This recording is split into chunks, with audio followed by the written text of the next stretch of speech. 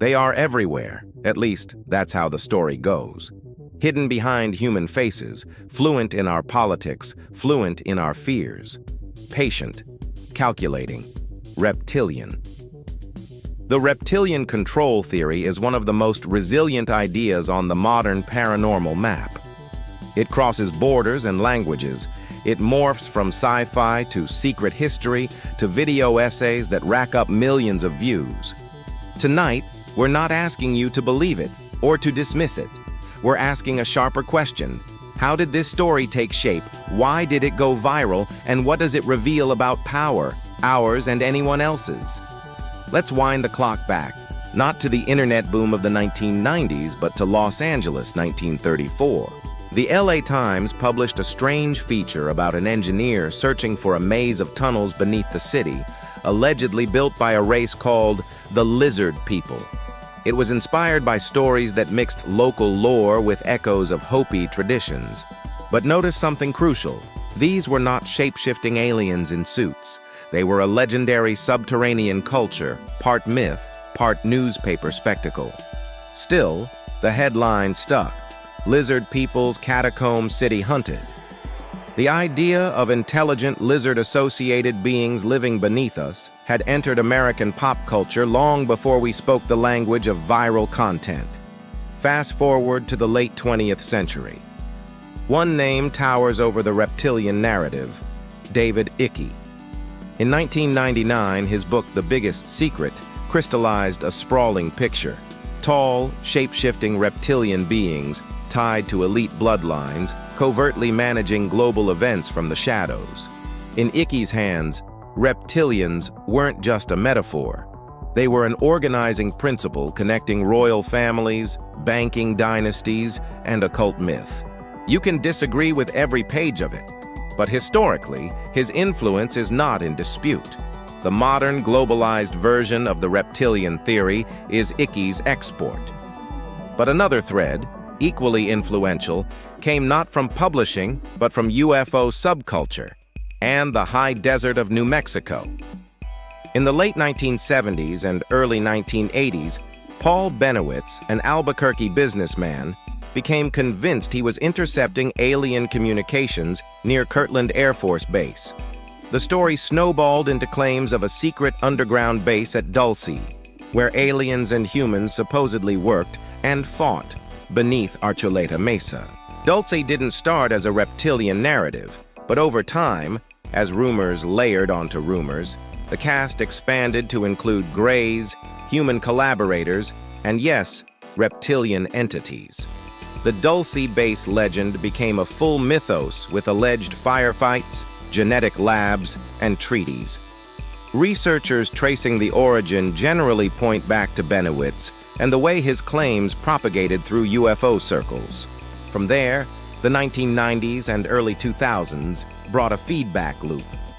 Forums, message boards, and late-night radio cross-pollinated Dulce's underground war with Icke's global power grid. The result felt total. If you thought the world was secretly organized, reptilians made it simple. One enemy, many masks.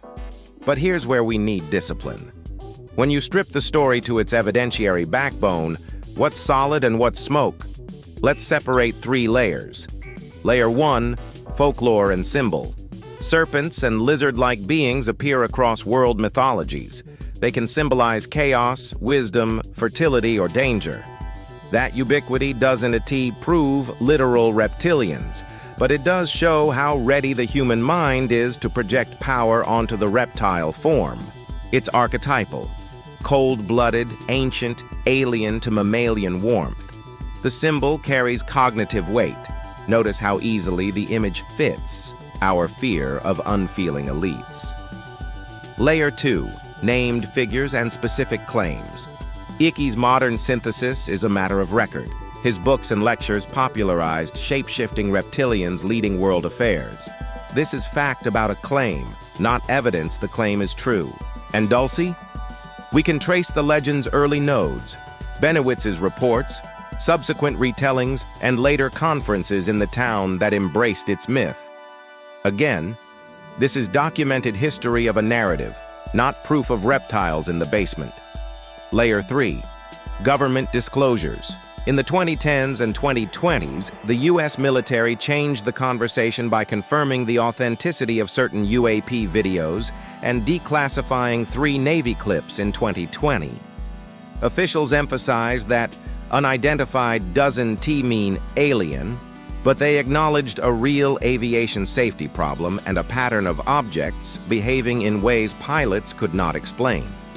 That's huge, because it legitimizes the question without validating any particular creature catalog. And in all of these official statements, one word you won't find is reptilian. The disclosures raise eyebrows. They don't crown lizard kings. So where does that leave the central claim, planetary control? Let's approach it like investigators. If there were a functioning, long-term control structure run by non-human intelligences, it would need 3 things: continuity, a way to preserve strategy across human generations; access, deep infiltration of information, finance, and security; narrative cover, a meme so outlandish that the truth could hide behind it. The reptilian theory attempts to explain all 3. Ancient bloodlines provide continuity, shape-shifting provides access, and the ridiculousness of the claim provides the cover. It's elegant. Perhaps too elegant. Now look at the alternative. Reptilians as metaphor for how power already behaves.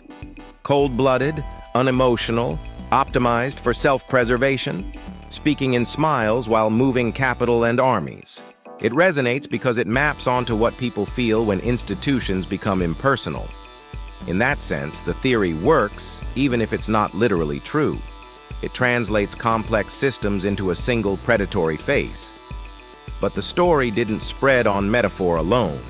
It spread because people saw lights and craft and maneuvers that didn't fit any manual. The navies labeled them UAPs. Analysts argue over parallax, sensor error, and drones. Pilots insist they saw something that outflew known aircraft. Meanwhile, the Pentagon has released some videos, cautiously, and even offered mundane explanations for portions of famous footage. Again, data points to anomalies, not to shapeshifters. And then there are the names often cited within the reptilian community. Phil Schneider, for example, lectured in the 1990s about firefights with non-human entities in underground installations and referenced Dulce directly. His talks circulate widely online.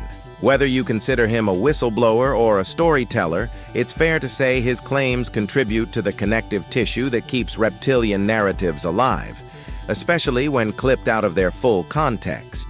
But when you track the trail of documented origins, Dulce's roots still resolve to Bennewitz. Schneider's stories graft onto that tree, they don't plant it. So, myth or power structure? Let's test both with 5 investigative checkpoints. Checkpoint 1. Origin clarity. We can document when and how the modern reptilian concept scaled. Icke's 1999 publication and global tours, Dulce's 1980s acceleration, Los Angeles 1930s legend. That transparency of origin makes the theory more traceable, and arguably more cultural than empirical. Checkpoint 2. Evidence elasticity. The reptilian framework can absorb almost any event. Market crash, reptiles, royal scandal, reptiles, viral video artifact, reptiles. Systems that explain everything, explain nothing. They become immune to disproof because every counterexample becomes part of the plot. Checkpoint 3, incentives. Who gains if people believe elites are literal reptiles? For believers, it simplifies the map of evil, comforting in its clarity. For actual power players, human ones, this narrative can be convenient. If critics chase lizards, they're not auditing budgets, contracts, or policies. Checkpoint 4, official record. Where the record is firm, Navy pilot testimonies, DoD releases, the language is caution, safety, and unknowns. No species labels. No reptilians. That gap matters. If a power structure were advertising itself as non-human, we'd expect a different kind of footprint in documents, leaks, and FOIA results. What we have is aviation anomalies and an evolving bureaucratic response. Checkpoint 5. Psychological fit. The reptilian story scratches a deep itch. The fear that something cold and inhuman is steering our lives. Whether that's an alien on a throne or a system that turns people into functions, the feeling is the same. The metaphor is powerful because the world often feels inhuman. Now, none of this debunks the possibility of non-human intelligences interacting with us. The UAP conversation is real. The stigmas that silenced pilots for years are finally lifting. But reptilian planetary control, as a literal architecture, remains a claim searching for evidence. The trail we can actually follow points to human storytellers, culture makers, and the strange ways myths evolve. And yet, the best investigations leave room for surprise. Consider how memes shape reality.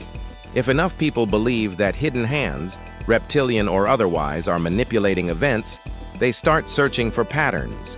Sometimes they find them because patterns exist. Secret programs, classified budgets, black box technologies. Those are real. They breed distrust. Then a video leaks, then a pilot speaks, then an agency confirms a clip without explaining it. Add a charismatic author, a desert legend, a city's old newspaper article about lizard people, and you get a composite narrative too sticky to die. So what should a sober mind do with this? First, separate sightings from stories.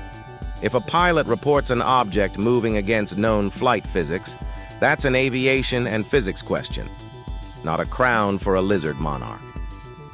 Treat data as data. Treat myth as myth. Second, follow the money and the mechanisms. If there is planetary control, it has budgets, contracts, and legal cover, human fingerprints. It is easier to launder power through markets and media than through scaled shape-shifting. Third, watch the watchers. Democratic oversight, investigative journalism, and credible whistleblowers matter. When the Pentagon releases UAP videos and cautions that they don't prove extraterrestrials, that is not a cover-up confession. It's precisely what institutions say when they face genuine unknowns and hard questions. That nuance is easy to miss in a meme economy. Finally, honor the symbol without worshiping it.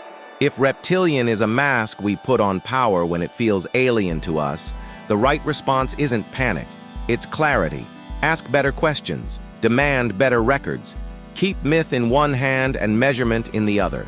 So, myth or power structure? Here's the answer most people don't want. It can be both.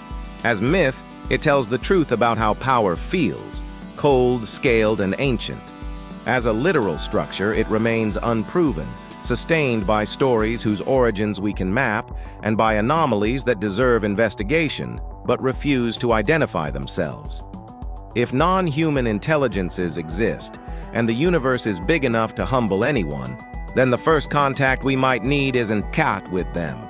It's with our own minds, our own systems, our own hunger for simple villains. Because when we mistake symbols for evidence, we turn the lights off on the very thing we claim to seek, the truth. Question for you. If a non-human intelligence wanted to influence us today, would it need scales and a palace, or just a handful of algorithms and a story we can't stop telling?